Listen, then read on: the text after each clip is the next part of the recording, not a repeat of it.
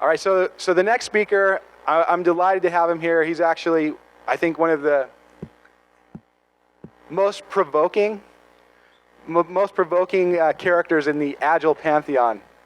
And if you haven't taken the time to read his blog and some of his writings and his thinking, you want to switch that? Okay. I'm not sure why, but now I have a new mic. Anyway, we're going to get Brian up here. He's going to give us the, he's starting a new movement. I don't want to ruin it for you. Brian, whenever you're ready.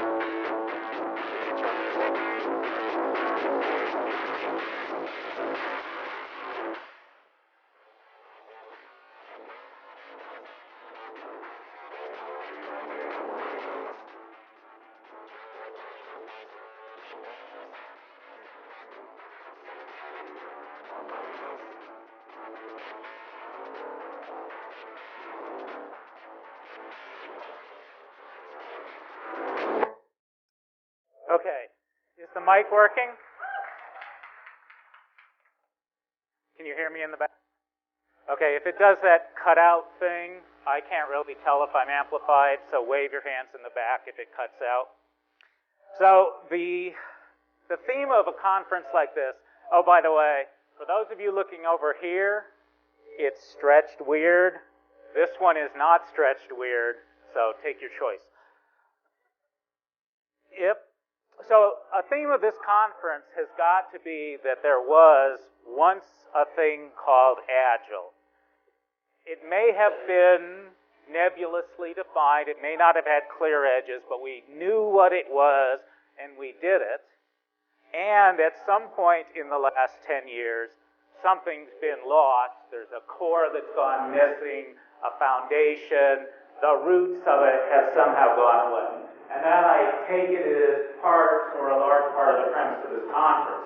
And I agree with that premise. I think something has been lost, and I think in particular, what has been lost is artisanal retro-futurism crossed with team-scale anarcho-syndicalism.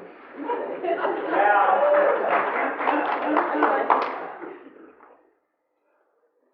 surprisingly, not everyone immediately gets what I mean when I talk about that.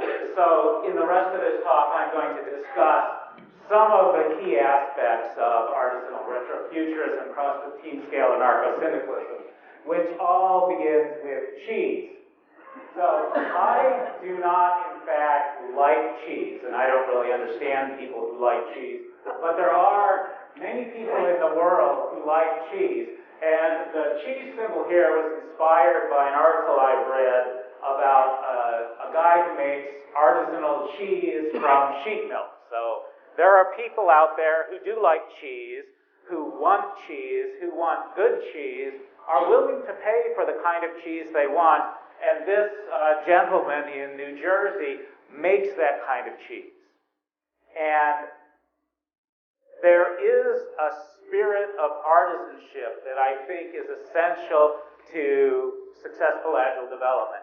There is the notion that, in fact, it is a good thing to make cheese, and the thing you're making, cheese, is a fascinating thing. I'm sure this guy in New Jersey could talk for hours and hours and hours about the wonders of cheese and about the intricate processes by which you take milk and put bacteria in it, and the bacteria ferments, and blah, blah, blah, blah, blah. So I think that assignment of important meaning to the object that's being created is an essential part of Agile, and an essential part of Agile that has been lost because instead of boring people by talking about whatever it is we build, our cheese, what we do is we bore them with talking, oops, there's a bigger cheese. We bore them with talking about all of the reasons why they, or the environment outside us, is not allowing us to make our cheese. And if only someone would swoop down from on high and build a barrier around us. If only our servant leader, Pollyanna's not here, so I get to make fun of servant leadership. If only our servant leader, the CEO, would come and give us a barrier, then everything would be fine. Now, there are people, executives, who I personally would trust to come down and help me out in my quest to make cheese. And two of them, one of them you heard from yesterday, one of them has the unfortunate job of coming after me after I make fun of executives. But the fact of the matter is that these people just really are rare. There are reasons why the executive, the people in the organization, are not going to come and help us make our cheese because they don't care about cheese as much as we do. So we have to act as Alistair's samurai would have acted. If the samurai had not had an executive that would fix the configuration management group or get the database administrators to behave, my prediction is that this samurai would not go off to the nearest samurai bar and complain about the lack of executive support. This samurai would do whatever was necessary to do a good job. The samurai would not give up, would not admit defeat immediately, but would in fact do whatever he could to prevail. And that, I think, is a spirit that's been lost from Agile, because in the beginning, Agile was really an insurgent movement. It was something you did without permission, and as such, it didn't bother you that the executive wasn't helping you out. So, Anarcho-Syndicalism is the symbol I want to use to put some of that spirit back in Agile. Now, I'm slightly nervous about talking about Anarcho-Syndicalism in Utah because this gentleman, Joe Hill, came to Utah roughly 100 years ago to talk about Anarcho-Syndicalism and ended up hanging from his neck until dead on some very, very dubious evidence that he had committed a murder. So there's a famous song about him. He came and the copper bosses had him framed. So I hope that won't happen to me. I'm hedging my bets by saying that I'm not actually that interested in Anarcho-Syndicalism, which is a political economic movement that reached its peak in the United States around 1923 and was actually pretty well crushed by the government by 1924. It's no longer a relevant movement because the economic issues that Anarcho-Syndicalism was all about have been resolved in other ways. But Anarcho-Syndicalism is an anarchist movement. The idea of it, as with any anarchist movement, is that the government should go away. The Anarcho-Syndicalists, being a movement of primarily trade union workers, also thought that corporations should go away and that factories and mines and such should be run by the trade unions themselves. So it's an interesting period in history, but the actual political content of Anarcho-Syndicalism is not why I picked it for part of this movement. It's because of the principles of Anarcho-Syndicalism, of which there were three. One is worker solidarity. This we have in Agile as well, at least in XP. There was a common phrase that was one team. The team succeeds or fails together. There is no, as Alistair said yesterday, finger pointing and saying that, your half of the boat has a leak in it. It's one team. There's a second aspect, which is worker self-management, what we call self-organizing teams. So the Anarcho-Syndicalists differed from many trade unions in that they had no hierarchical structure to their trade union. They did not elect bosses or union representatives to do negotiating. Everything was to be decided by a flat hierarchy of workers. So those two things are present in Agile, talked about in Agile, honored in Agile, often in the breach rather than in the execution. But it's the third part that strikes me as most necessary. The anarcho-syndicalists differed from other trade union movements in that those other trade union movements believed that a route to success, a route to a living wage, so on and so forth, meant by electing representatives or bribing representatives or somehow getting representatives passing legislation that would allow the right to strike or forbid the use of private armies to bash up unions, et cetera, et cetera. And the anarcho-syndicalists disagreed with that. What they favored were direct action. So you strike whether or not it's legal. You sabotage machinery whether or not it's legal. So they don't believe in indirect action through legislation. They believed in direct action. Now this made them somewhat unpopular with the bosses, which is why their membership plummeted from 1923 to 1924. But I think the spirit of direct action is important. It's a spirit that is in contrast from hoping somebody above you will swoop down and help you. So I want to give an example of the three principles of anarcho-syndicalism in action. I believe I heard this story from Ken Schwaber. I'm not sure about that, but it was a description that somebody gave me of the ideal Scrum Master. So here's a sea of cubicles. We all know, or I know, and I claim that the cubicle is the worst possible organization of people in space for information work.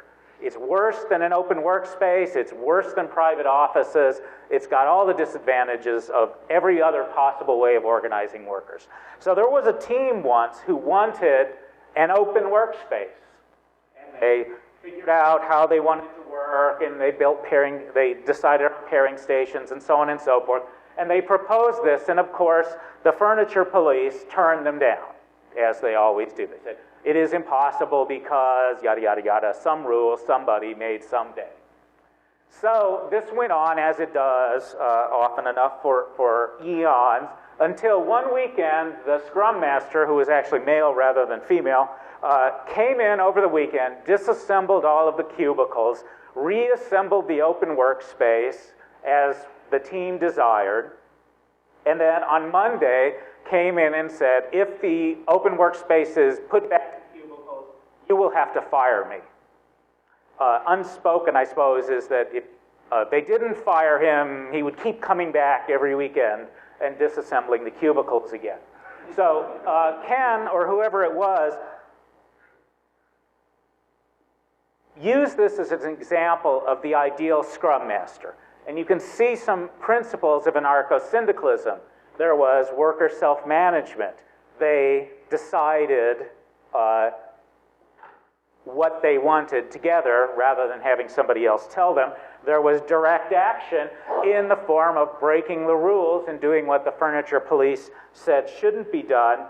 What was missing, though, was worker solidarity. And I only realized this when I was making this talk, which is, why is the team letting the Scrum Master step out and say, you will have to fire me? Why is the team not saying, you will have to fire us? Because, Scrum Masters are a dime a dozen, or a dime per, or one per $2,000 two-day course, whereas, how many Scrum Masters? Dime a dozen. Whereas a whole team is much harder to replace. So that is an example of the kind of worker solidarity that I think we need. I think agile teams would have a lot more influence or power in the workplace if they actually hung together as teams rather than as individuals. Okay, so that's anarcho-syndicalism. And now we come to the fluffy, lighthearted part of the talk, or mostly fluffy, lighthearted, and that's retro-futurism. So,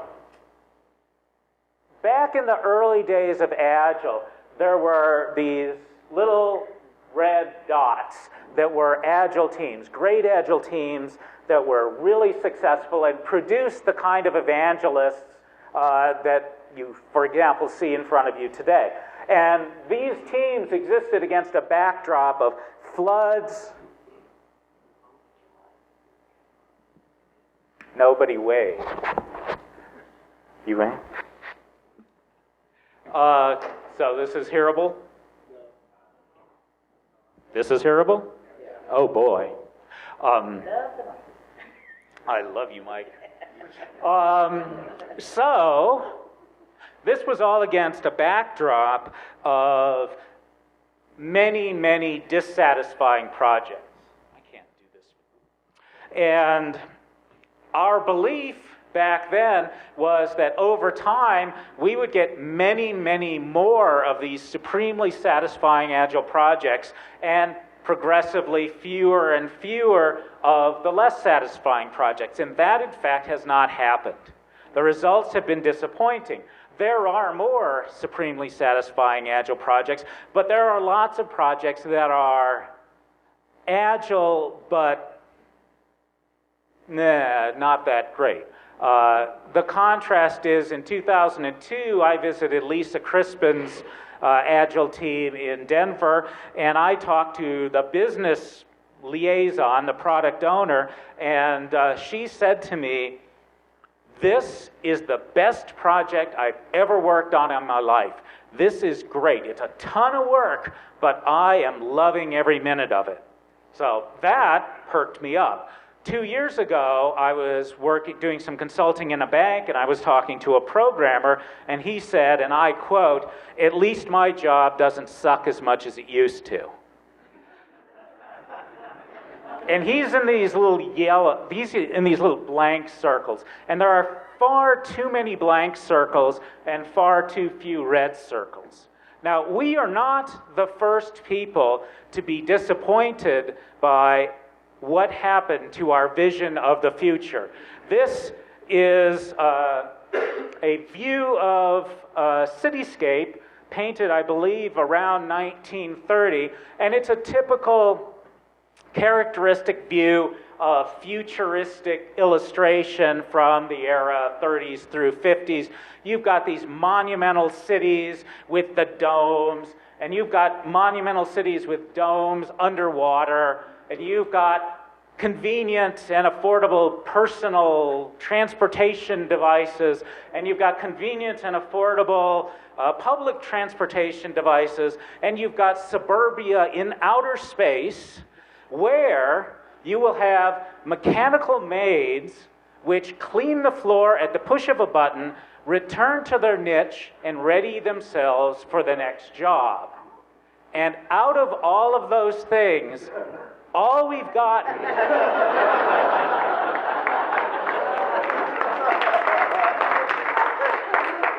is the mechanical maid. To the point that it's a trope in popular culture. You can buy t-shirts and books that say, "Where's my jetpack? I was promised a jetpack, I don't have one. Where's my flying car? All I get is a Roomba, I really wanted a flying car." Now that is the same feeling of letdown that I think many of us have when it comes to Agile. We were promised great teams, and instead we've got teams and projects that don't suck as much as they used to. So, what's the reaction in popular culture of this disappointment? What to do? Well, here is this is the 2008 and 2009 innovation issues of the New Yorker. So I think it's interesting that for an illustration of innovation, they did not choose present-day innovation. They did not choose iPods, for example. Instead, they went back in time to use some of the images from the past to represent innovation. Images from the past that were in fact innovation that never even happened.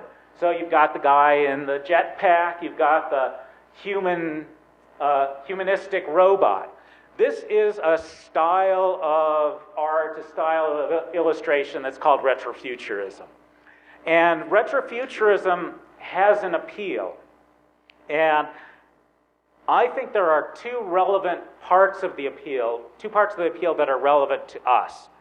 One is that the artistic entities, the magazine covers and such, that retrofuturism refers back to came from a time where possibility was seen as endless, or as Freeman Dyson wrote he wrote a book, a collection of essays called Infinite in All Directions. That was a book primarily about science and religion, and he was talking about how the world of science, you keep discovering things, no matter how small you get, no matter how large you get, no matter how you move in the direction of complexity, there's always something new to discover.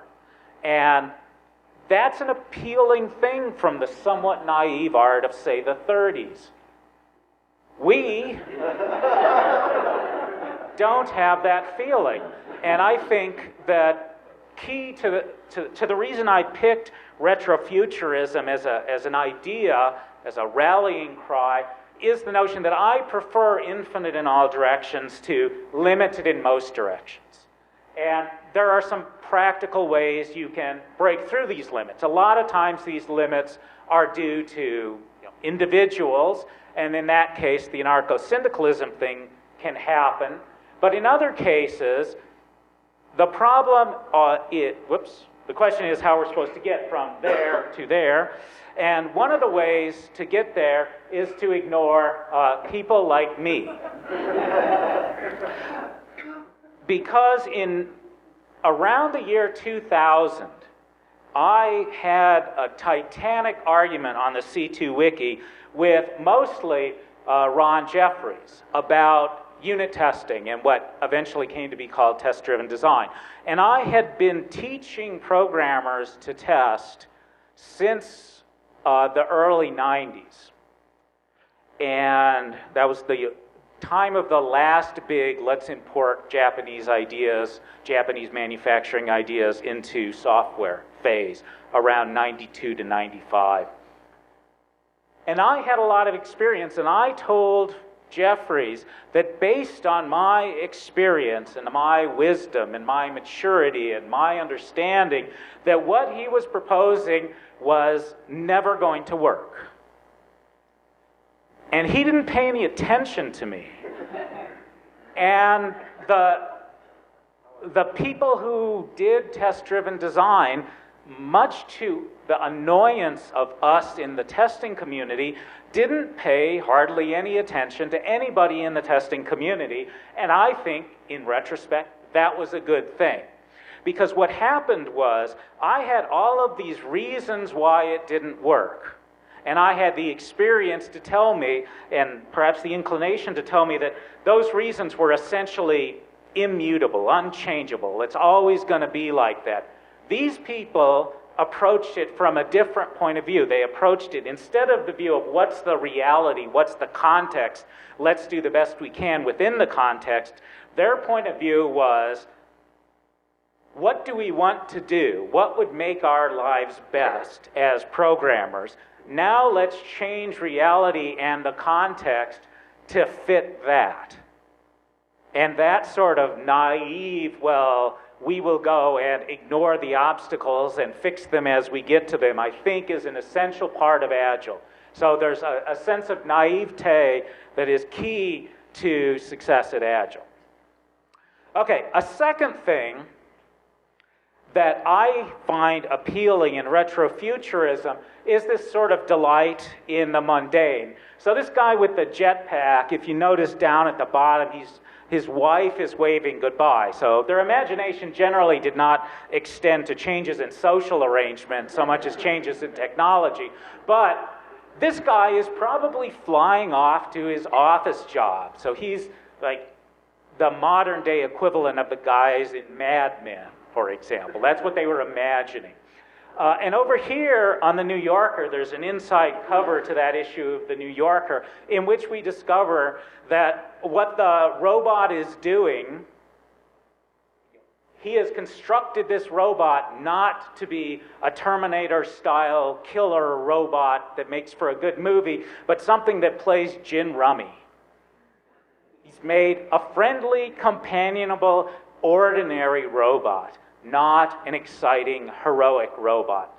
And I find that appealing because I am getting really sick and tired of this phrase, individuals and interactions over processes and tools.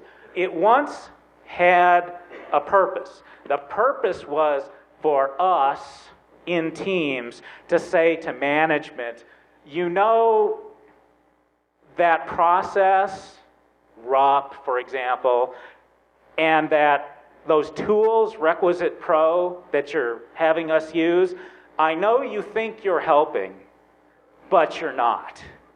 So let us figure it out, please.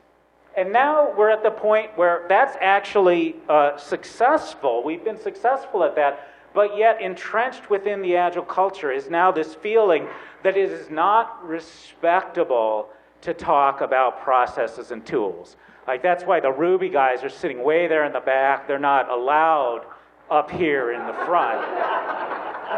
So individuals and interactions over processes and tools, in my experience, is used as a weapon to shut up, often used as a weapon, to shut up the people who want to talk about processes at the team scale, who want to talk about tools at the team scale, and importantly, want to talk about how tools and microprocesses affect individuals and interactions.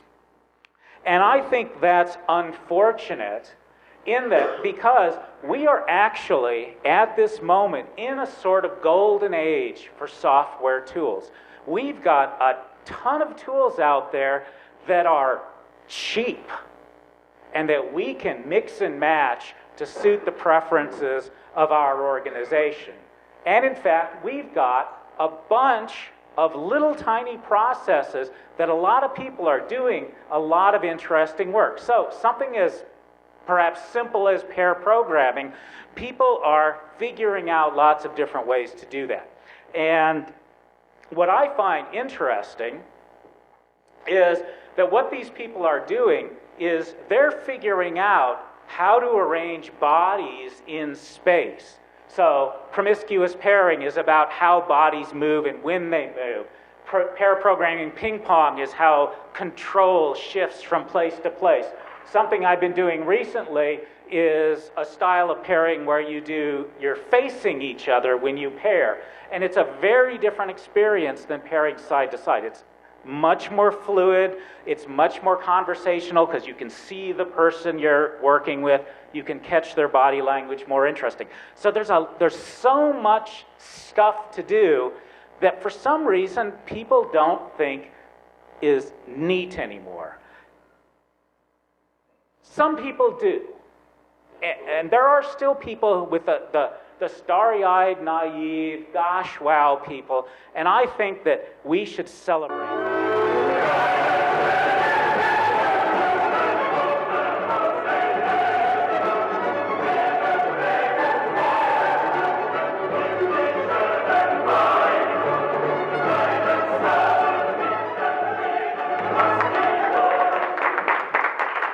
Believe how long it took to make that.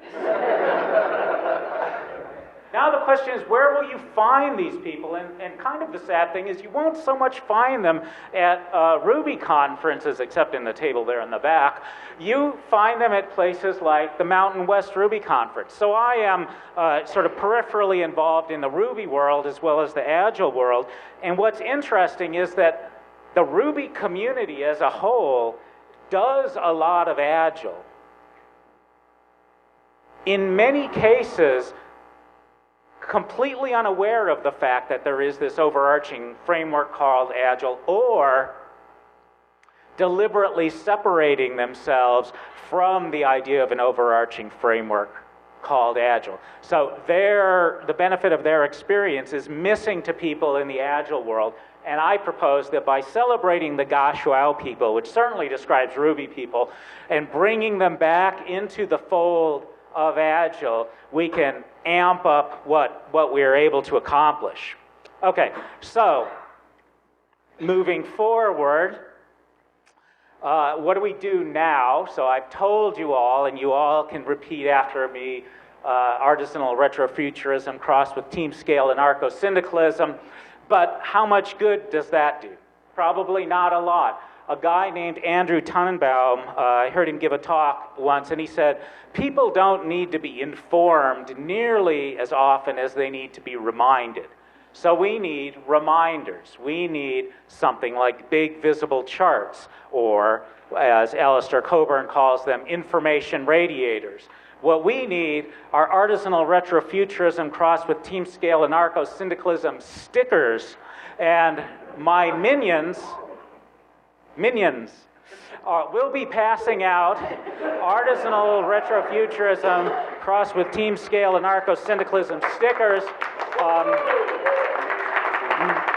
Many of them complete with the URL for arxta.net, which is a website which has a longer, slightly more detailed essay of mine about anarcho-syndicalism, or the whole thing. Or if you're a francophone, you can go to the French translation of the Artisanal Retrofuturism crossed with team scale anarcho-syndicalism, whatever it is. And with that, I'm done.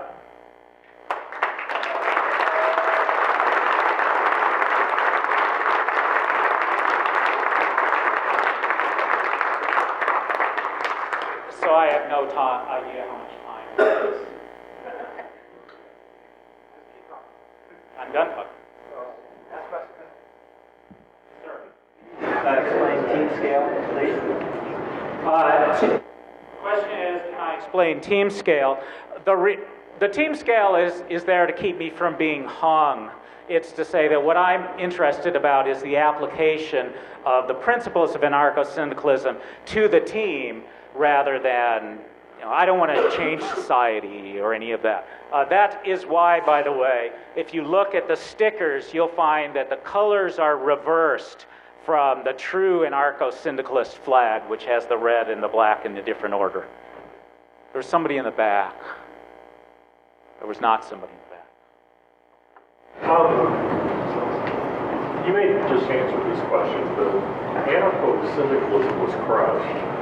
And if the principles inspiring anarcho-syndicalism inspire Agile, why hasn't Agile been crushed? I think the reason... Repeat the question, please.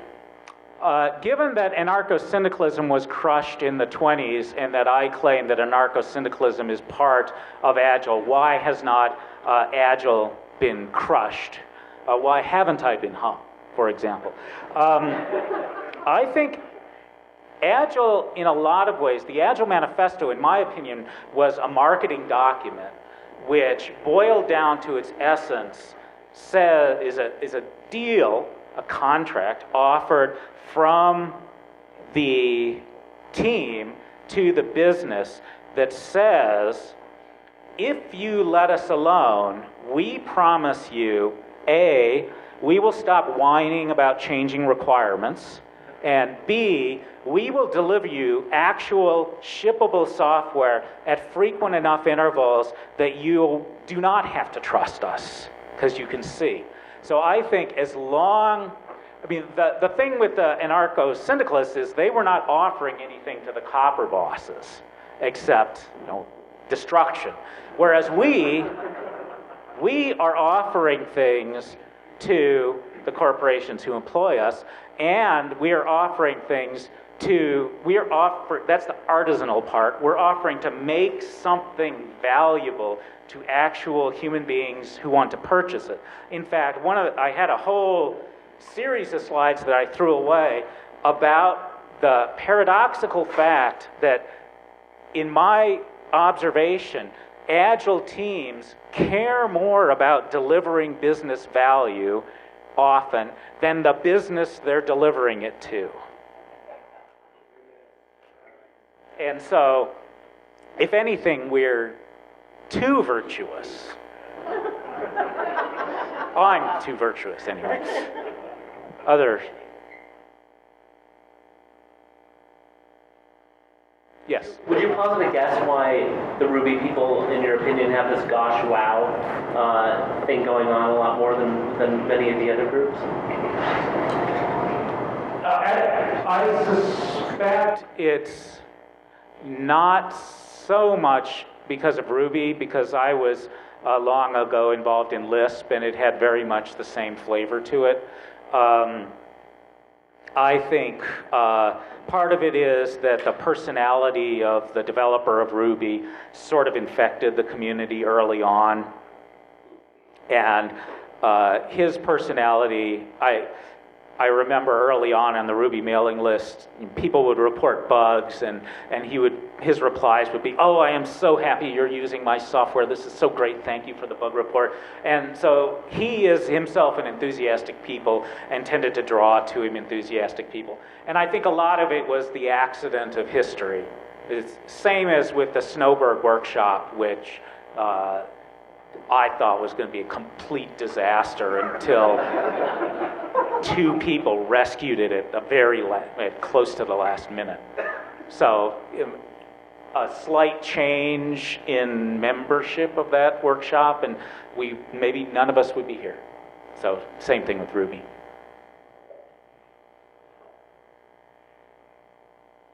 Okay, thank you.